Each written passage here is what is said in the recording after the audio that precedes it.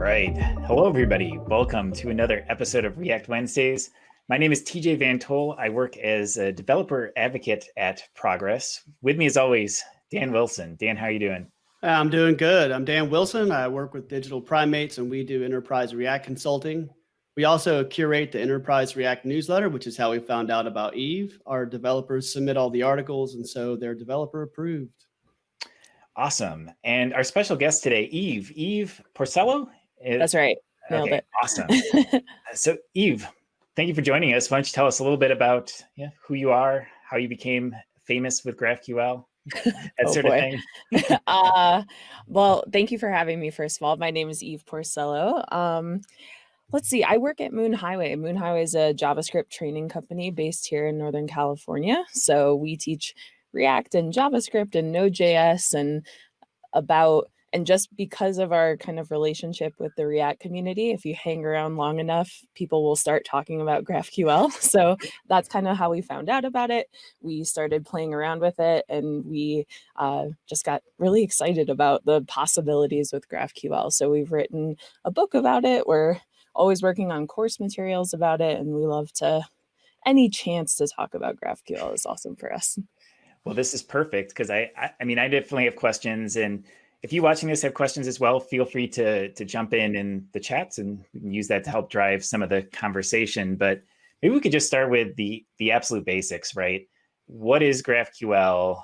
Why should you care about it? Why might you want to use it in something that you're building? Yeah, so GraphQL is a way of getting data from all of our various data sources, databases, REST APIs, cloud services. Data kind of is everywhere, and we have to figure out some sort of a way to wrangle it into our application. So GraphQL gives us this really cool way of defining where all of those data sources are and writing a schema around what our types are for our API. So you can think about it like your organization probably has a set of certain types that are very present in your life. You can create a schema around that, and then GraphQL will give you a way of kind of pulling all of that data into one place. So it's kind of this glue between the client side and the server side. People often ask me, like, where does GraphQL kind of fit in? It's kind of a both technology and a neither technology, because it sort of lives in this middle ground between our servers and our clients. Is there like certain apps that you think are like better suited for GraphQL than others? Like, I guess if you have like, I'm guessing a lot of people work at a company that they have some sort of like REST API or like traditional database set up. Are there certain like types of databases or ways of interacting these apps that make it a better fit? Or is GraphQL really something that just about anybody could use? I think it's something everybody could use. I think when thinking about how like managing data has gone over the past, 10 years or so, even 20, I guess REST came out 20 years ago now. We have all of these different endpoints, different routes where all of our data lives. So if I have users, it's /users, and then I'm making requests for all of this data. A place where GraphQL really shines is that your clients can specify exactly what data they want. The GraphQL API will then go get it from wherever it is and then deliver it back to the client. So it really is nice for developers all over the stack, but client-side developers have sort of latched onto it first because it really makes their job easy. Think about, it's React Wednesday, right? So think about your React components. All of the properties that your components might have, those are probably associated with data points. And wouldn't it be so cool if we could just write a query and everything for that component could return the data? It would be cool, and it is cool, and it's made possible by GraphQL. So you say it's more like a cross data set query ability where everything kind of pipelines through one API endpoint, but yet it can grab data from other places. Exactly. So a lot of times, and this is something that may come up today, there's like this there's this idea that in order to use GraphQL, you have to get rid of your REST APIs. You have to tear it all down. We have to hate REST now because we're GraphQL developers. And what I would say to that is it just gives you a way of organizing those REST data sources a little more simply. I've worked with a lot of clients who have thousands of REST APIs, and they're like, I don't know, hundreds of REST APIs. They're like, I don't know where this data is. It's really tough to figure out where it is. And you can use GraphQL as an orchestration layer to, again, be able to send one query and get one response. And that one response can return data from anywhere. So literally, it doesn't matter what database you use. There's no specific database or buy-in from any sort of backend. You can just use anything really flexibly. So instead of having, say, hundreds of hard endpoints to keep track of, you really have one, meaning if you wanted to combine some endpoints that you had in REST, for example, these downstream apps wouldn't have to know. Totally, exactly right. Yeah, so I feel like backend developers, when they first hear about GraphQL, they're like, hold on a second, let's not just open up our let's not just let client-side developers query data from anywhere, send huge queries, all this stuff, but it really gives everybody a lot more power and a lot more insight into like what what are our types, what are these objects that we're trying to model in our data. And yeah, the schema really helps with that. And I'll show you more about that delicious schema document in a little bit. Yeah, please do, because you busted me. My brain went straight to, why are we letting the client dictate what information they get? So, I mean, if you allow them to go select star from thing where Yeah. other thing equals shouldn't have access to this, like it seems like we've just created a problem. So Yeah. you already have an answer for this. I'm dying to know what it is. I don't want to shake my Christmas presents, but I do want to hear how this goes. Yeah, totally. Yeah, maybe we can transition to actually looking at some of this, because I think it might help to see some of the syntax, because I know that's where I've gotten tied up on this before, because GraphQL does, at least to me, always looks a bit gnarly when I look at it. Yeah, totally. Its tagline is not as bad as soap. Exactly. So yeah, I can, if we share my screen here, you can pull that in. Yep. This is a tool that you probably will see whenever you're working on some sort of a GraphQL project, a screen that looks like this. This is a tool called GraphQL Playground, and we have one of these set up here at https://petlibrary.moonhighway.com. And I will share that link so that everybody has it. There we go. Thanks, TJ, for that. Yeah, I'm pushing it over. Yeah. So yeah, if you want to follow along with this, this is a live API that you can send that, or you can send queries to. So over here in the center, this is, Dan, what you mentioned, like there's the single API or single endpoint. Talking is hard. Single endpoint with GraphQL, that's here in the center. So again, GraphQL APIs will typically have a single endpoint.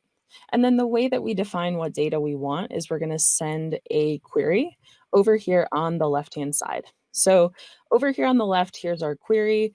It usually starts with this query keyword, and then it's up to us inside of the query language itself to make some selections from our data. So all of you now work at this pet library. It's a library where we can check in and check out pets like they are books. So those are our data types. We are going to send a query first for all pets. We're going to ask for the name and the weight. And then once we click play, we should see the response.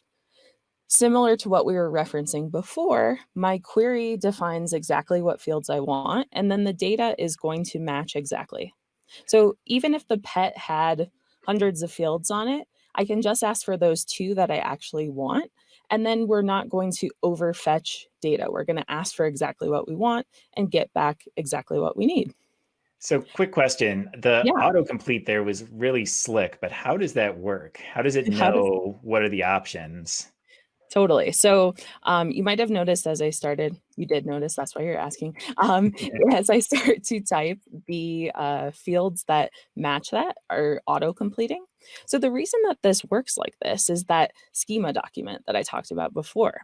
So if I open up the docs panel here on the right-hand side of the screen, this is going to list out all of the queries, all of the mutations. Mutations we'll talk about, but those are like how you change data with GraphQL. Queries get data, mutations change data. But all of this is being driven by this document called the schema. So think about the schema as being like a dictionary, a list of all of your types that might be on your API. And you can get together with your team. Let's say the three of us are working on a project. We look at our data, we see what the clients need from that data, and then we start to design a domain model based on the fields that we want. So that's how the autocomplete is driven. It's just looking into that schema. It's going to see what fields are available. And then if you're using a tool like Graphql or the Graphql Playground like I'm using here, you can always hit Control Space inside of one of the queries. So anytime you're like in between a couple of these curly braces, this is going to surface all of the fields that are available to query at this level. So I can add, I don't know, ID here, and then click play, and then that would be added to the query. You know, you said something really interesting a few minutes ago, and I just wanted to point it out again, is that you're designing the data sets for each client. Yeah. And you're not shipping stuff over the wire that's not necessary or asked for. And I know the JavaScript world spends a lot of time agonizing over bundle sizes, but I don't know if they agonize as much over data payload sizes. Yeah. So there's a sneaky benefit here in only getting what you asked for, which sometimes is pretty great. I still can't help but thinking there's like some huge mess that has to be dealt with. So please keep going, and I'll reserve my skepticism for. All right, this is a safe space. What kind of mess are we worrying about now? Let's talk about it. It's, you know, there's got to always be some sort of anchor, some sort of known concrete thing. And this feels a bit loosey-goosey. And so I can't wait to see what the anchor or anchors are that the development team is responsible for creating to make this magic happen. Yeah. I share some of the same skepticism. So I might phrase it this way, like, because I feel like as a front-end developer, I'm given like almost like arbitrary access to the databases, right? Which I can see the power of that, right? Because like, heck yeah, I want everything. But I could also see it being like a maintenance nightmare down the road of like, if you have all these queries that's like, give me this from this and this from this. And then if I needed to change the way that users work, then having to like address all of these queries because there's no longer any like funnel that my requests. I mean, I guess there is because you're hitting that one GraphQL endpoint, but it's not like I know this API exists, like this REST API, and I can change it. It's more like I've got this like big bunch of queries throughout my applications that are hitting this. So I'm just curious if this starts to get unwieldy at really big scale. Yeah, and before you answer, I just want to fairly say that my skepticism is absolutely rooted in my ignorance. Yes. Plenty of ignorance to go around. So I had no means of my disabilities. It's my own. So. Well, I think I totally hear where you're coming from. And I think the thing to consider is your source of truth, the place of anchoring, the place of all rules being sent down, sent, I guess, to the clients and to the data sources. All of that is coming from this schema. So this schema, managing a schema is probably one of the most important parts of working on any sort of GraphQL project. Now, there are different ways in a GraphQL project to manage a schema. Sometimes people will, and this is kind of the route that I usually approach it from. I'm going to download this and let's take a look at it. And by the way, is this like a standard, like it's like, is there like a specification for GraphQL? Is this like a standard format sort of thing? Yes. So thank you for asking that. I was like, you should show the schema in the back of my head, but, or the spec in the back of my head. So a couple things, just like before we dig into that document. GraphQL itself, it started at Facebook. It was kind of used as a way to manage these huge requests for data for loading data into the newsfeed. So that was kind of like the genesis of that project, because there were friends of friends, all of these different fields were being requested. And the the teams that power Facebook were like, this is loading super slow, particularly on mobile devices. So the kind of approach of GraphQL has said, let's start to think about our objects that are part of this schema as different types. And then we can write the queries so that we aren't overfetching data. So that's kind of a really like broad overview of what GraphQL kind of stemmed from. But today it's not managed by Facebook. It's managed by this community. It's managed by the GraphQL Foundation. So the GraphQL Foundation is like a bunch of companies, Facebook, GitHub, Hasura, Prisma, Shopify, all these places that use GraphQL fairly heavily. And what their job is to manage the spec. The spec, the GraphQL specification, is just this long, long document that describes everything that is part of the query language. So the syntax that we use for sending a query like this, but it also describes the syntax for the schema definition language. So there's like, when you learn GraphQL, there's two languages that you really learn.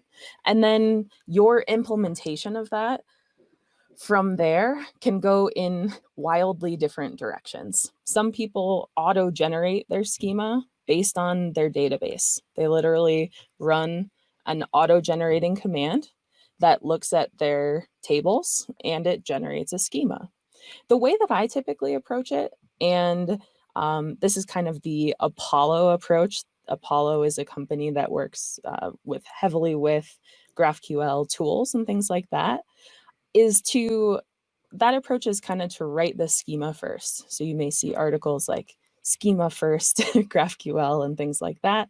What that means is that if we're working, as I said, on a project together, we would get together and think about what are the types of that we're working with. So like for the pet library, that's customer, that is all of the pets. And then there's also a type for all of the queries. So I'm answering questions out of order, which is not ideal, but you also brought up the point, like, how do we manage this? And if we are adding queries quite a bit, how do we kind of keep track of what those are? So the queries themselves are part of the schema also. So when you're starting to develop your own schema, you'll think about like, what types of queries would we need to send in order to populate the correct data into our UI? What types of filters would we need to display a pet? If I wanted to list all of the pets that are available, what would that query look like? And all of that is baked into the schema. And that's why this document is the boss. And that's why this document is so important to manage. And there's tools for managing schemas. There's I can get into that if there's interest there. There's also, like, a lot of companies will have teams, like schema management teams, and they will be in charge of that schema because it's so important to manage it well. So let's see if I get this straight. The query is a suggestion and it's applied against the schema. And if it matches, then the data comes back. Exactly. Is basically created by the domain experts that models the data and the relationships that can be requested. Mm-hmm. What I yet to have seen is roles and permissions. Like, what happens if, pet weight is like a selective trait that only managers can see? I'm sure you've accounted for this, but I'd like to catch that at some point. Yeah, totally. So just to add on to what you said, that's really well put. I can send a query. Let's go back to the playground. I can send a query for like all cats, and that's not a query. It doesn't exist in our schema. That's just made up. So we have total pets, all pets, pet by ID. I'm just proving that I'm making things up. So if I send this, I see an error immediately. So what the schema is doing for us is it's enforcing a type system for the API as well. And that's something that I think gets kind of overlooked. It's called GraphQL. So everyone focuses on the QL part, the query language part, but this, that makes sense. But the schema definition language is really the thing keeping everything in check. And that's going to ensure that we can't just send wild queries from our clients that actually don't return any data. Makes sense. There's got, like I said, there's got to be some anchor somewhere, and it sounds like the schema is a really important one. Exactly. Are there, I'm sorry, we're like scattershot questioning I at love you. But I can imagine like in a bigger, like if this was really big and just sort of distributed, is there ways that you could support like multiple versions of the schema? Like I could see if you needed to make like a breaking change and you couldn't update all your apps at the same time, could you have like a server that like sends a version of the schema to like decide what comes back sort of thing? Yeah, totally. So keeping track of the schema is such an important part of working on these projects. There's a kind of the predominant tool solving this problem is a tool called Apollo Studio. I have it up here on the screen, studio.apollographql.com. So what this will help you do is keep track of your schema. Unlike REST, where there are very delineated hard versions of each iteration of the API, V1, V2, V3, the idea of GraphQL, if you look at the best practices on the website, they'll say, don't version your schema, don't create different versions of the API. Instead, they'll say, try to evolve your schema over time. And I know that that sounds stressful, and we'll talk about that. Every time I say that, people are like, I see their arms, I hear their arms crossing, like getting angry at me. But the idea with it's let's I'm going to put a pin in that. I won't not talk about that, but let's talk a little bit about how a tool like Apollo Studio works. So this keeps track of your schema.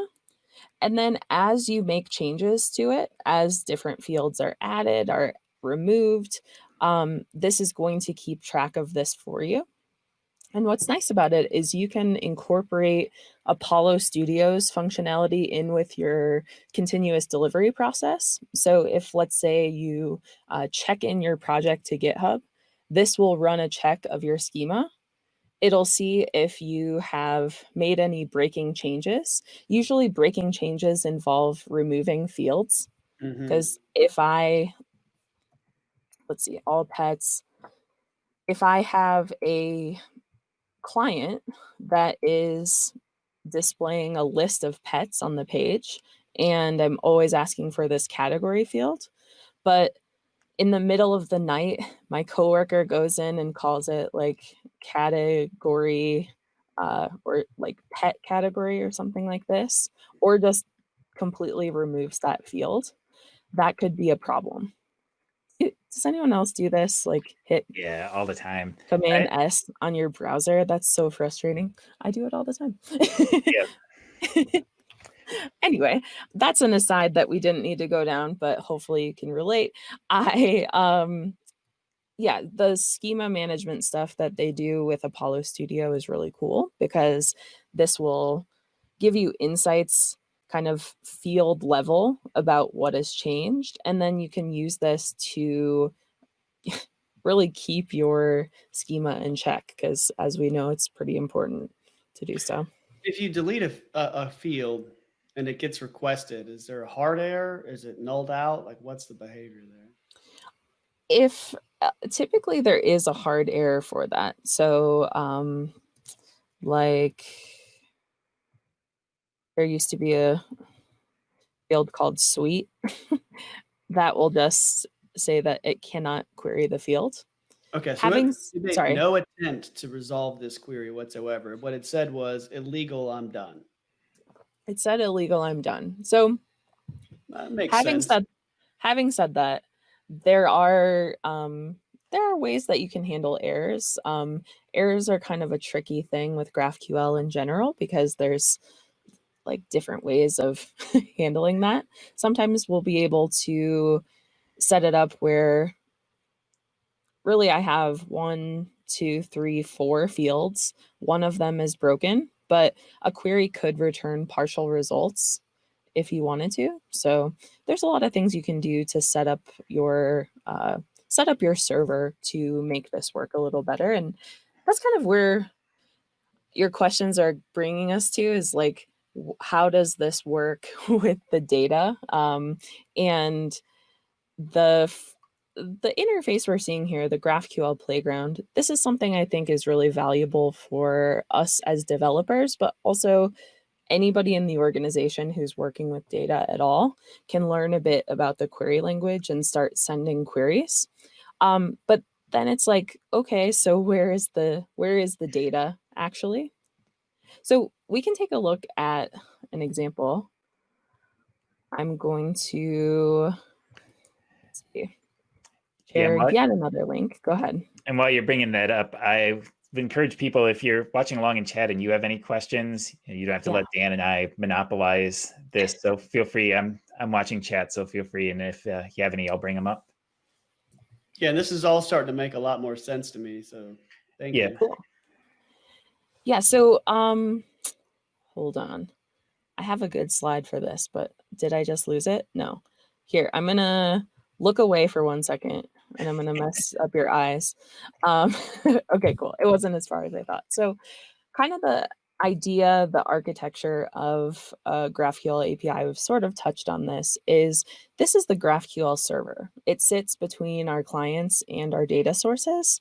So every time I send one of those queries, like I did with all pets, that's going to send a query to this GraphQL server in the middle. The server will then go get the data from the data sources and deliver that data back to the clients in a single response. So the question then becomes like, okay, you sort of explained the query part, you sort of talked about the schema, but what happens in order to make the data actually accessible? So let's take a look at this in our, this is the kind of backing project for the pet library. It's Moon Highway. I shared the link with you. There's a couple different versions and on branches. So I shared the initial version branch because it's a little simpler. If we take a look at the source here, inside of the source folder, we have our schema. So this should look really familiar. It's the same thing that we just saw. A GraphQL file, a schema file is literally just a text file that uses that syntax that we see in the GraphQL spec. So how does the spec get data? How does all this work? Like the spec exists, but where is the data? The data is going to be retrieved using these functions called resolvers.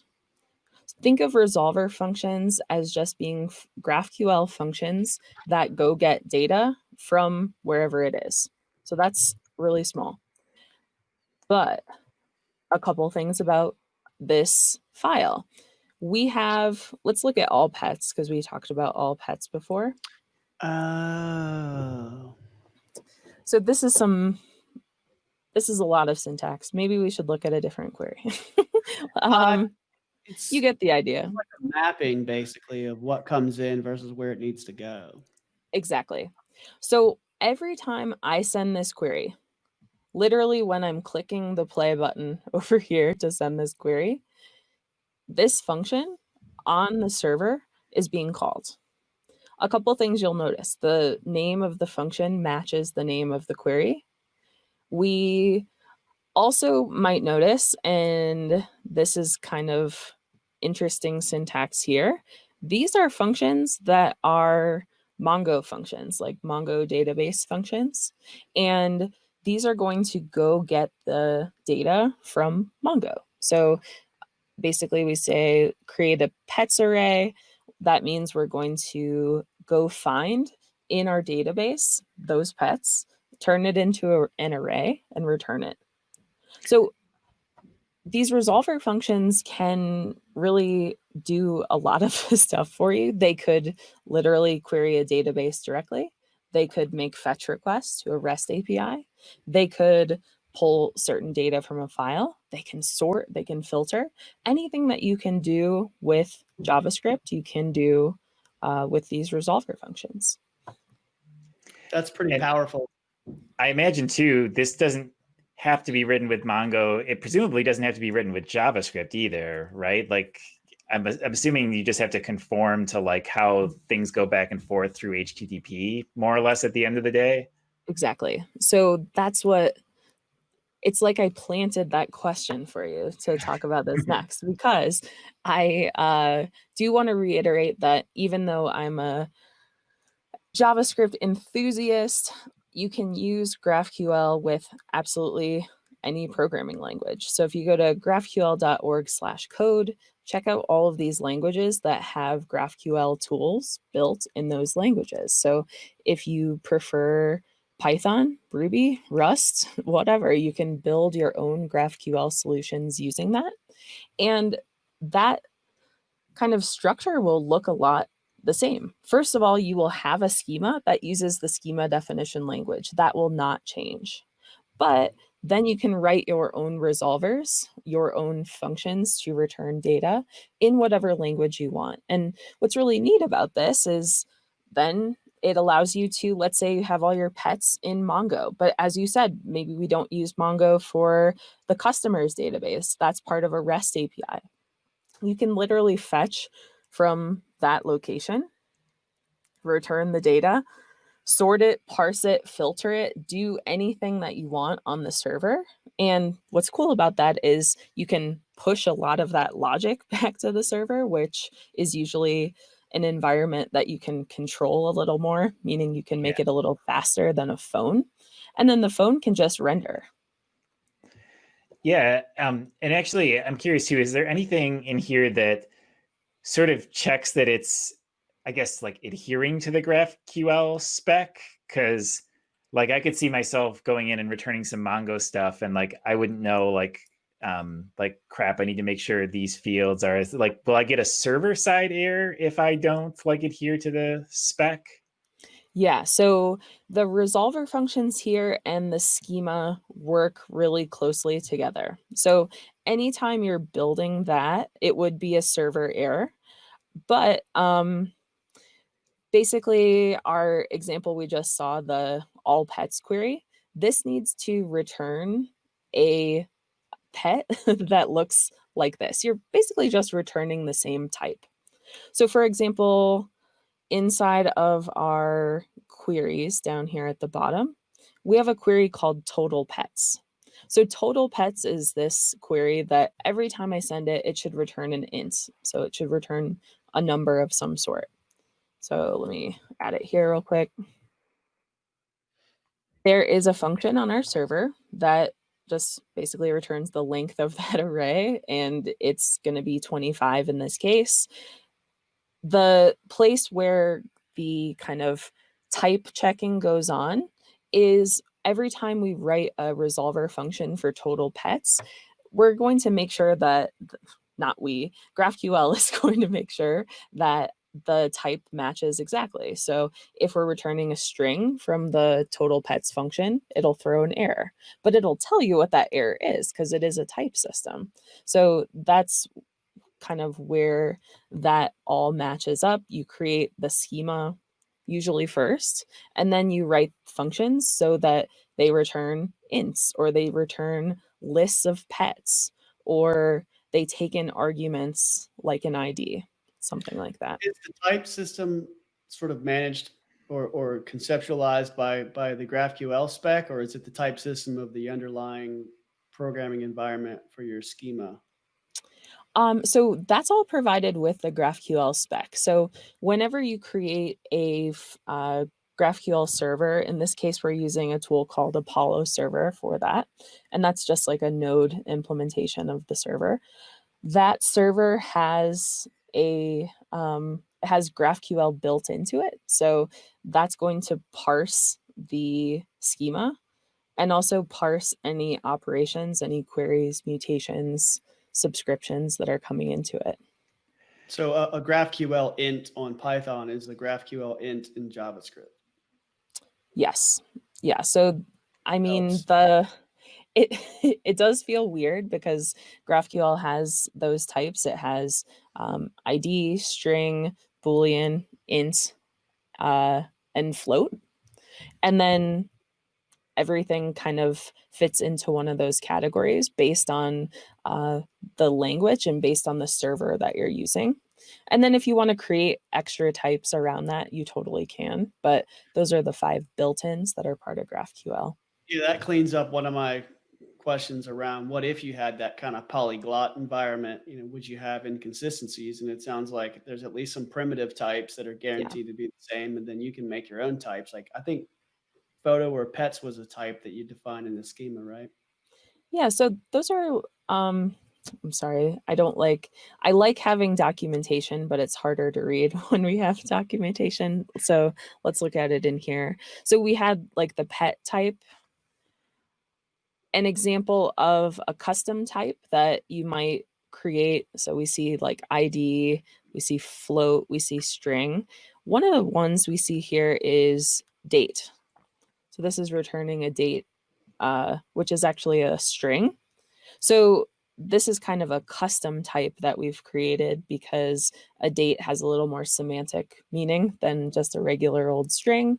We can return a scalar, a single value, anytime we query that due date field. So I'm curious, back to the project in terms of what's enforcing the type. So is it Apollo server that's actually, like in the specific case of your example, doing like the server side sort of like validation and parsing in this case? Yeah, that's exactly right. And it uses the GraphQL parser and the GraphQL lexer, basically these things that just look at schemas and look at queries to determine what they're asking for or what rules they're enforcing. And then all of that is built into the server. And if you were to use any other type of server, it would work the same way.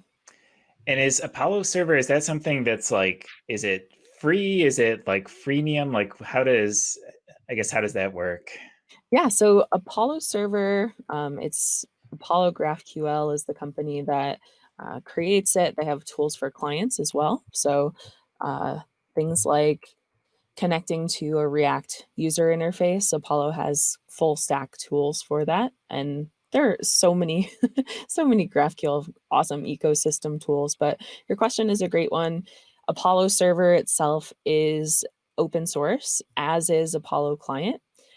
Let's see, developers, docs. They have good docs too. So something like Apollo server, is open source. You just download it from GitHub. And as they say at the top here, it's spec compliant. So it aligns with everything that's part of the GraphQL spec. And are there any special like hosting requirements for it? Or like, is it just sort of anywhere you want to put it sort of thing? Yeah, pretty much. So Apollo server is a node server. It's just using like HTTP server under the hood. So you can spin it up in a more traditional way, just running that node process, or you could use like a Lambda or something like that. So lots of cool options for deploying, but anything, if you've worked with a node project before, any of the hosting providers would work for this too. We had a good, sorry, Dan, we had a good question and come from chat too. Is it possible to create a WebSocket connection with GraphQL? Yeah, definitely. I love that question. That's another plant, I think. So let's talk about. We tee them up, you knock them out of the park. I love it. There you go. We love it. Cool. So I don't know what I'm talking about, but we're gonna just power through that. Let's so our pet library here, let me refresh because it's that looks good. So our pet library here, if we take a closer look at it, this is every time we send a request, and I'm sorry for my horrific screen work I'm doing here. Every time we send a request, it's going to this HTTP. Literally, when I click play, an HTTP request is sent. The query is stringified with the headers of that request, and it is sent to the server. I'm going to pull up a different API because it's fun. This is hosted on a free Heroku dyno, so I'm going to talk like I have something important to say right now while it powers up, because when it's a free dyno, it takes 30 seconds or so to load up. So there it is, seamless transition. So here, if you go to vote.moonhighway.com, I'm going to pull up actually /results here. And I'm answering your question in a really long-winded way, but hopefully we'll be able to talk about mutations and subscriptions and bang out an answer to this question as well. So long story short, this is a very silly API for a voting application that we built. My husband / coworker, Alex, and I were hosting Reactathon, the conference in San Francisco, back when you could go to conferences in person. And back in those days, you could talk to people, not in a little box. It was a whole life we led. But this was kind of a bit we were doing as MCs of this conference, where we tried to put it up to a vote for everybody in the audience to decide which one of us should be the host for the rest of the conference. And of course, the best way to vote for anything is to use GraphQL, of course, obviously.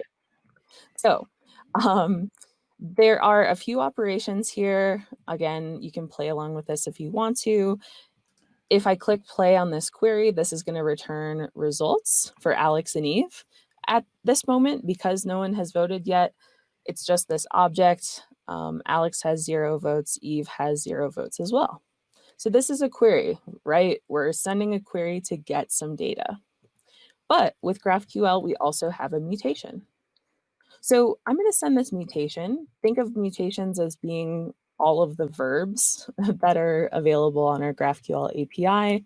I can send in data about who I want to vote for. Let me vote for Alex. He's not here. He's downstairs, but he's not here in this room. So we'll vote for him. We're going to vote for Alex. We'll take in a GraphQL argument for his name. And then I'm going to just vote a couple times for him. Oh, that's very nice of you. I would have voted for you, though. I'm voting for you in another tab. So much appreciated. Thank you so much. Someone actually, when we did this for real, because it was live stream, they started DDoSing this and it didn't break. So we were like pretty excited that day when that happened. But so this is updating the UI. Again, every time I send the GraphQL mutation, it's going to change those results. So again, we're all together working on a project. We can think about all of the different mutations that we might use for our app. Like for the pet library, if you dig deeper on that, there's create account and there's login and things like that. You had asked a question about authorization. So I'm going to try to remember that. We can talk about that too.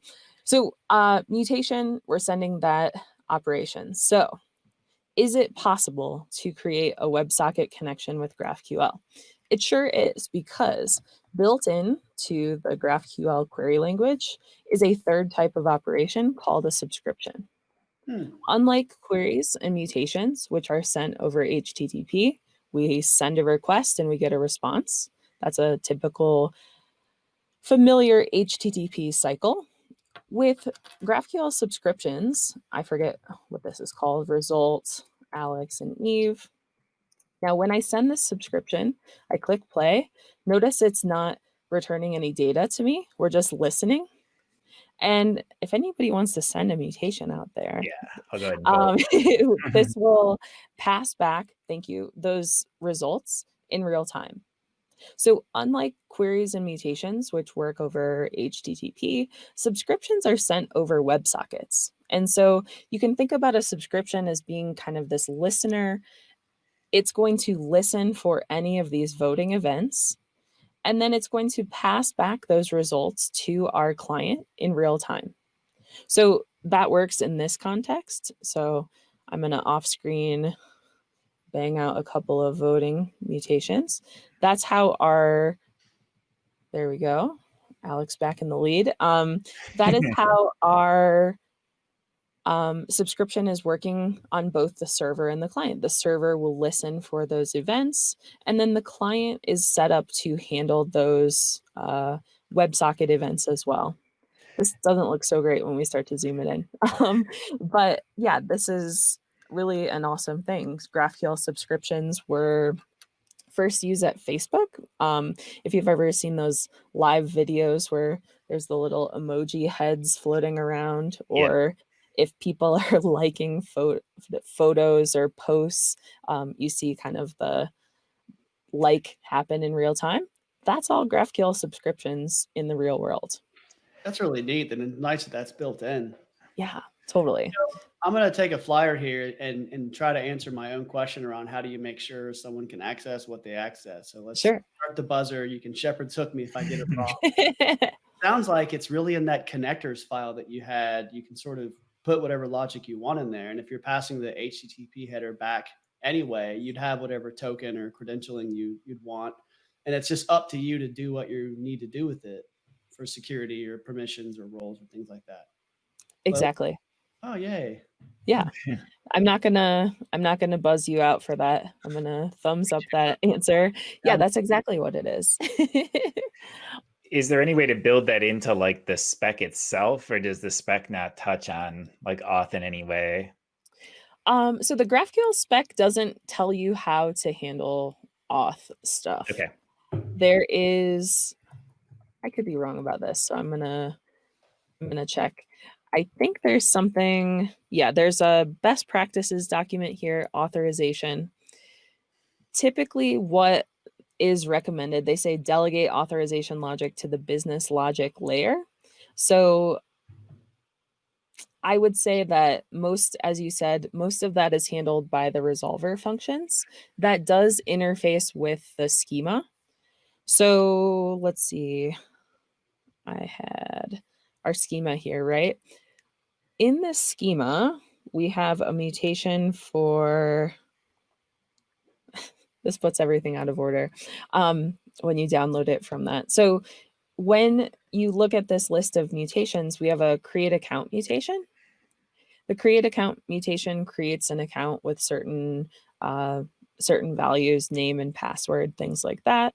The login is going to, behind the scenes, as you mentioned, handle passing those tokens. I just bumped my microphone with my elbow. That sounded good, I'm sure. It's going to pass those tokens with the process of logging in. And then in order for a person to be able to check out or check in a pet, they have to be authorized. So using headers, we can store that information, those tokens, and we can make sure that someone is authorized. And then we also have this query here called me. And me is literally just a query that if, let's say, I don't know, like my little face here logged into Chrome, that would be how you would kind of populate that data with a me query that would show that an authorized user has a photo and a name and things like that. Very cool. That's pretty tight. I like it. Yeah. So one thing I didn't say, and I didn't fully answer your question, sorry. You can incorporate all sorts of different authentication strategies.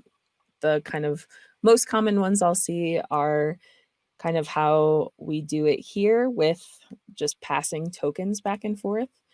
You also can incorporate third-party APIs for auth, so like social logins and things like that. Again, all of that would be wrapped with those resolver functions. Or you can literally, and this is a pretty common way that folks get started with GraphQL projects. Let's say you have a REST API that has really good auth built into it. Like I said before, you don't have to tear that all down in order to work with GraphQL. You can sort of just wrap it using GraphQL, and then you don't have to worry so much, because if you have something that works, I would always say, don't get rid of it. Figure out how to use it, because that took a long time, I'm sure. So we've talked a bit about the server side. I actually have one more question about the client side. Yeah. So back in that interface, like this especially hit me when you were typing like subscription. Like Mhm. if I just type that into a .js file, the browser won't know anything of what to do with it. So like, is there like, I'm assuming there's some sort of library that's taking what you're typing right there, that like query, and is like formulating that into like a fetch or a XML HTTP request and sending it off. Is Mhm. that more or less right? Yeah, absolutely. So we looked at Apollo server, kind of the Apollo GraphQL documentation. There's a tool called Apollo Client, which will help with things like that. So that will basically parse whatever your query is and then load some data into your app. There are several different tools for working with client JavaScript. Let me pull up a quick example just because it'll make more sense to see it. Uh, if I remember. And when There are while you're things. bringing that up, just Yeah, as a quick time check, we've got like 7 or 8 minutes left here. So I'll put this out as sort of a last call for chat. If you have any questions that you want to see us discussed, please get those questions in now before we start to wrap up. yeah.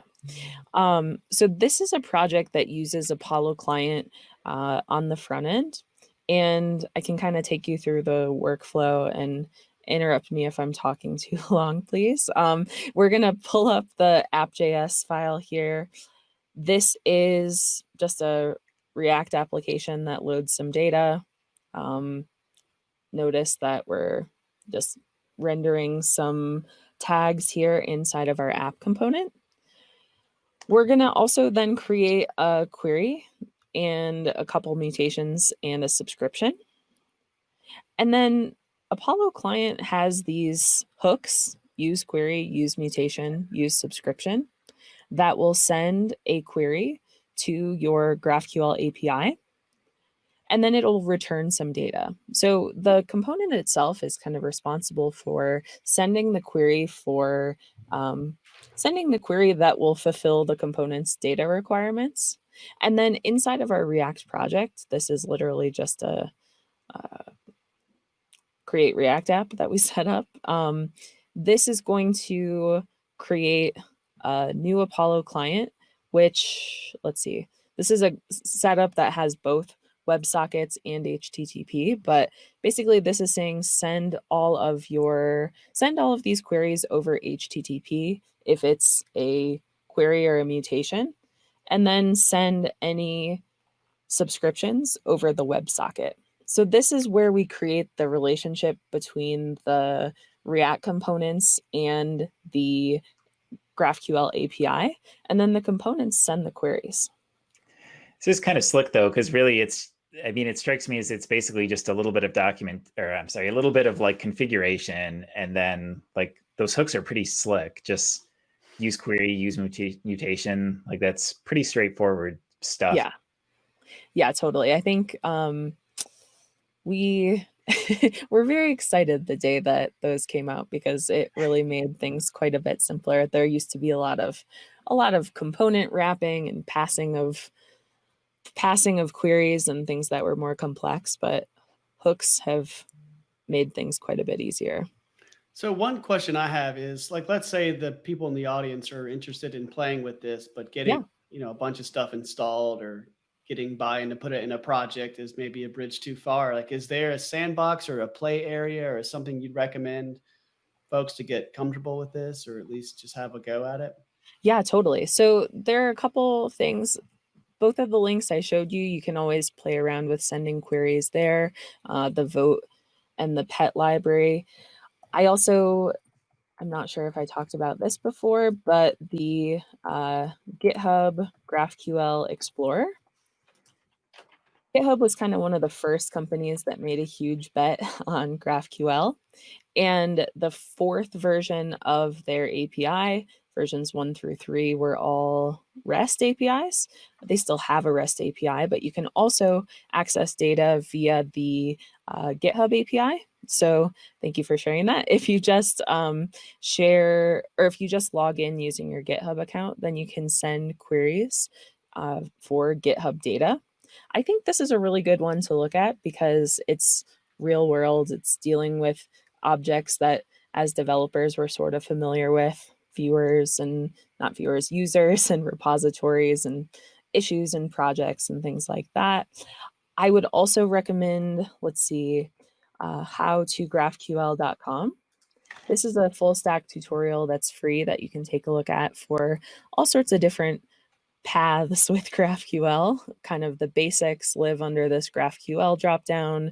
The front-end tools, there's another, in addition to Apollo Client, there's something called Urkel that Formidable created to sort of solve these problems. And then there's a lot of back-end tutorials as well if you're more interested in that route. Yeah, seems pretty nice. I see TJ shared the links there in the chat. Yeah, thanks. Yeah, so before we wrap up today, I mean, this has been really awesome. I've definitely learned a lot. Is there anything about GraphQL that like we've missed or we haven't touched on? Anything you think like people should know before we start to wrap up and get into picks here? I feel like that gives us a kind of good sense of where GraphQL fits into the stack. It's really up to you depending on where you're interested in digging deeper into. There's a whole bunch of other tools in the GraphQL ecosystem, but I would just encourage everybody to not get too bogged down in those tools first. Start playing around with kind of more introductory tutorials or explore some of these public APIs. That's how I got started. I kind of dug into some of the ecosystem tools and got really overwhelmed and felt like, I don't know if I like GraphQL. And then I started to play with things like this. And now I use GraphQL literally every day. So, and it's my job. So I feel like this route of query language and schema definition language, really dialing in the fundamentals of those things is important because no matter where you work in the stack, no matter what types of projects you work on, you're always going to be working with the schema definition language and the query language. Very cool. Well, I think this has been, like I said, this has been really awesome. I've definitely learned a lot. I know one thing we like to wrap up with is just picks of different things. And Eve, I know you have some pretty awesome courses out there. So you want to give people like links to where, if they want to learn more, where they could go, and if they want to follow you, what's the best place to do that? All those sorts of things. Sure. You can find me online at Eve Porcello. I have a weird name, so was able to lock down most of those handles on the internet. Dan has a problem with that. Yeah, Dan Wilson. I have the same benefit. Like no one Exactly. So, like I said, my company's Moon Highway. If you ever find yourself looking for JavaScript training, or if you want to check out our blog, we have a lot of GraphQL articles on many different GraphQL related topics as well as React. We also have this fun course coming up that's in collaboration with Egghead.io. It's called GraphQLworkshop.com, and it'll come out sometime this year. That animation is top notch. The animation I have nothing to do with, but I warm myself by this fire very happily quite a bit. I love this website and I can say that because I didn't make it. This is going to be a video course though that focuses on full stack GraphQL and all of the techniques to know about. So there's a mailing list. We won't spam you, but we will send you interesting articles about GraphQL. We're going to be doing a kind of email course coming up here shortly. So that'll get you ramped up on the basics of GraphQL if you want to join us over there. Am I right in thinking that you also do React training? I do React training, yes. So yeah, if I've taught a few courses on Lynda, LinkedIn Learning, and yeah, React training is definitely a big part of my life, definitely. Well, very cool. Dan, do you have a plug that you want to drop here? I'll mention the newsletter again. Much like Eve, we don't spam. Issues come out every 2 weeks. The only thing you'll get from us is a newsletter chock full of enterprise React stuff. And if you Google it, you'll find how to subscribe and by developers for developers. Yeah, and I'll drop in a link to the React Wednesdays homepage here because we actually have a pretty cool series of guests coming up. So we have Tyler McGinnis coming on next week, along with Dan's friend, Michael. Oh man, help me with his last name, Dan. Labriola. Labriola will be joining us as well. We've got Charles Pierce to talk about Volta, which is like a Rust-based JavaScript build tool. So that should be pretty fun. Tanner Lindsley coming up to talk about React Query. So do these every Wednesday. Usually 1 o'clock. We're a little off schedule today, but you should come check us out. Very cool. All right. Well, thanks, Eve. We appreciate this. This has been a lot of fun. Yeah, thanks so much for having me. All right. All right. Till next week, everybody. See you. Bye.